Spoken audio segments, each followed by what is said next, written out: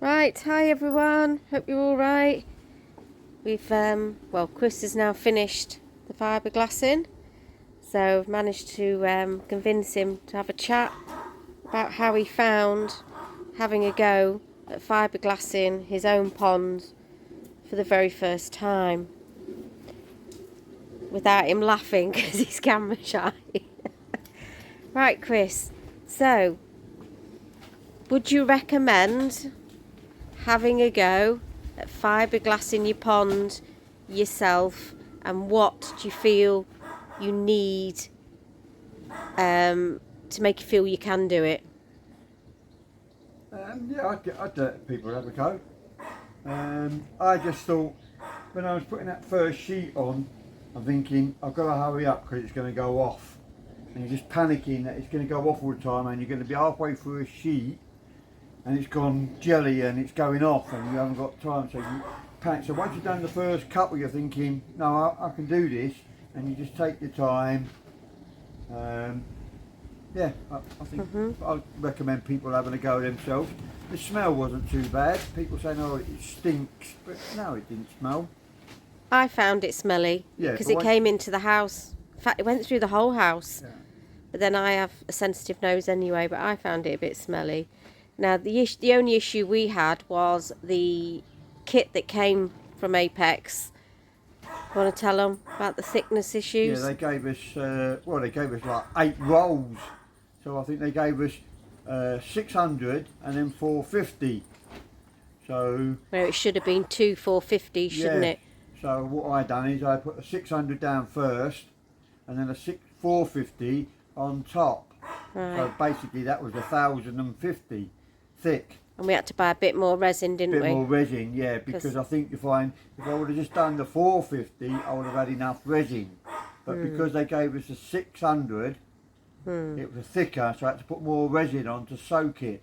And they were a bit naughty, weren't they? Because they rang us, because we weren't aware of it. No. And said they would change it.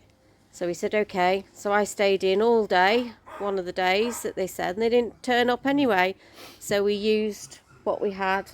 So we had to buy, I think it was 5 litres, weren't it? So 20 litres we had to buy of resin. We had enough hardener, so we just had to buy resin, a bit more resin, and that was enough. So you did your first coat. Yeah. Did you sand it afterwards? Yeah, I gave it a nib down, then acetoned it. Then you put your... second coat of 450 on, and the tissue. Then you and then let that go off. nipped it down, didn't you? Then I sanded it again, get any little sharp bits off. Then acetoned it again, and then I've done the gel coat, first gel coat on. Let that go off for a few days. Did you feel a bit panicky putting the top coat on? Yeah, the top coat, as Lee Hatfield said, he was panicky that it was going to go off. But no, it didn't go off. It took quite a while to go off. So then you did that. We went round, didn't we? It was about a week, didn't it? We left it to go off. A couple of days, I think, Chris. Was it a couple of days? And then we gave it another coat. You sanded it down first. Sanded it down, acetoned it again. Cleaned, hoovered. Hoovered it all up. And then we've done another coat, haven't you? Another coat. And this is the outcome. So it said. So what we're gonna do now, because obviously it's a DIY job, is we've got a magnifying glass, haven't you? And we're gonna go round with a fine tooth cone. The odds on you not hitting a spot twice, a single pinhole twice, the odds on that are going to be. It is. Famous last words. I think the most nervous thing is because it's new and you did it yourself, just in case if it leaks. I know, but the odds on that when you roller it and then sand it down, then roller it again, the odds on that a pinhole going through twice. So what DIY level do you think a person would need? Confidence, obviously. Yeah. And just. I think most people should be able to, if they can build the pond for block work and all that, then they could have a go at doing the fiberglassing. If they've done that far so much and the pipe work, they do that all themselves. If they do a pagoda and all that, and they can do all that, they could have a go at doing Yeah. the fiberglassing. Does save a bit of money, doesn't Yeah, it? it does save a bit of money. But obviously, It as depends guys, on- as you follow us, the proof will be in the pudding when we fill it up. Obviously, we are lucky because the fish are still in that pond, even though it keeps dropping at an alarming rate, because that window it's just not stable. It's leaking and subsiding on the left side. So Chris has started building the outside wall while we're waiting for the windows. I think we've got another week or two. We ordered the windows from Cotswold Koi, so we're just waiting 2 to 4 weeks delivery on that. We've started oh, let's mention this. Karma has got me because I took the piss out of Chris when he fell over in the pond when he was fiberglassing, and I put a clip on. I went over this because this wasn't here. It's quite a drop. I went over 2 weeks ago, twisted my right ankle, and then fell on my left. So my right foot, has a fracture, and now my left foot has 4 fractures. So I'm in a boot, and I'm off work, and I'm fed up. But there you go. That's what I get for taking the piss out of Chris. So we've just started. We ordered 10. What are these, Chris? Waterproof double plug sockets.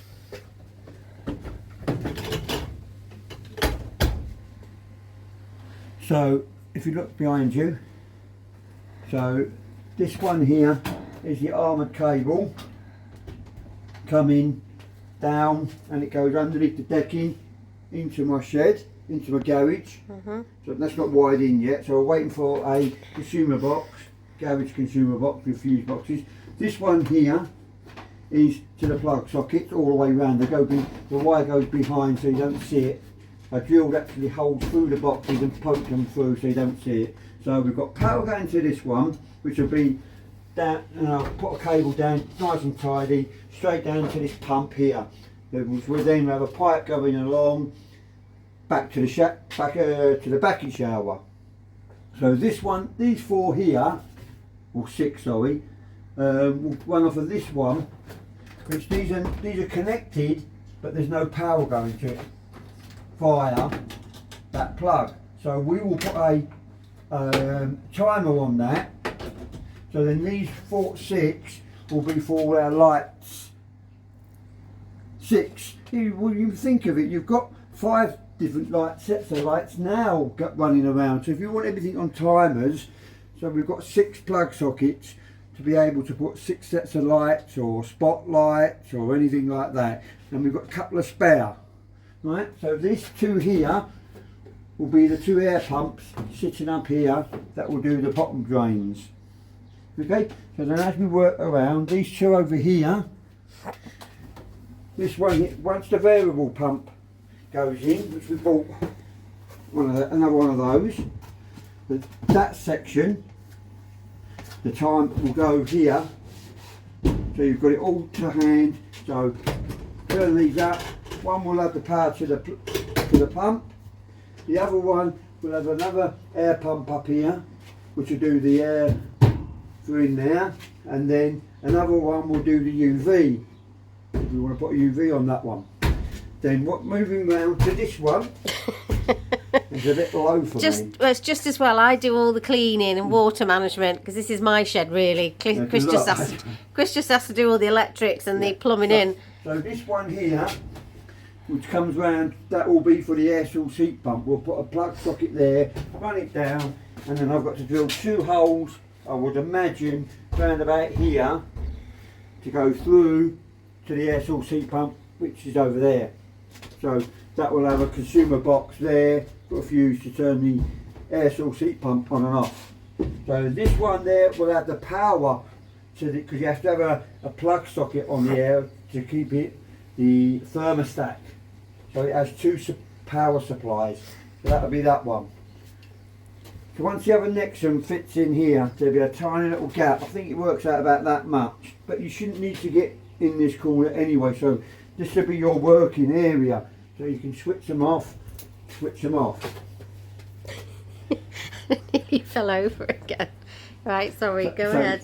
So these two here, again, like those two, one will have the air pump sit up here for the Nexus, and then the UV and a spare one, and then the other one will be for the air pump, the variable pump, which again, the variable pump will be sitting there. So the idea is I'll come in, the cleaning mechanisms be here on this one. Yes. And here. And there for me. So all you'll pump be out. is this area. We're planning to pump the waste out the back of the shed and up into the back of our garden by pipes. Yeah. Is that right? Yeah. Flexible pipe. So it's just straight out. So what I'm planning to do water management way, because it's going to be well over filtered for the size of the pond, is probably do one either day or every second day, not both at the same time. The Nexans. I'm a great fan of the Nexans. They're so simple to use. Fantastic water quality. We never have issues with our water. We never hardly ever test our water, do we? Either. So I'm a great fan of them. So plus this one here, it's not plumbed in yet, but that will obviously go into that. And these here are like pipes coming up with a cap on. So anytime I want to put a rod down and it's blocked, I can shut the valve and I can get my rod down and rod both of them to the bottom drains without. Why do we need to do that? Well, just in case, you never know. We never had that facility to be able to rod, because then if you wanted to. Hold on a minute. About that, my phone died. Right, so what's after that? We have got a slide valve. I know a lot of people say they're not very There's the other slide valve there. But we've never seemed to have any problems with ours, do we? I mean, they're not going to be used that much, are they? I suppose that one is, because I'll be cleaning. I'll shut that one off, won't I? No, it's because it's all gravity. Once you switch that off, you'll just put the piece of plastic in there. What, and then just shut the plump? Oh yeah, obviously, yeah. And then that will clean that. Once that does, I think my fractured feet are making me not think twice properly. I'll just put this little light up as well, which we had. Yeah, so it's coming together, guys. So And basically, once the doors go on, I'm gonna, because they're like these doors over here, they're very tinny when you open them. So I'm going to put ply on the back of them to make them a little bit more solid. Right, well, as you're banned from the shed once it's up and running, because Chris likes to dump his crap in everywhere, he's banned. So that's going to be purely filter shed, and then my shed that was meant to be for the gardening that I never get round to because I haven't got time is now going to be the koi shed for our medication, our nets, our bowls and things like that, aren't they? And then obviously all this one's going to come down, the old pond's going to come down, going to have a beautiful decking area next summer here with lovely seating so we can watch the koi from this window. And then obviously when the weather's not great, we've got our conservatory and the big main window to watch the koi in all weathers. So that's what's slowing us down at the minute. We're just waiting for the windows. And Chris has got his neighbour friend and his son's on standby to help him get these windows in. So when that happens, we'll send out a little video. And I can take all this down then. So, hey, yeah. Leave it up for the time.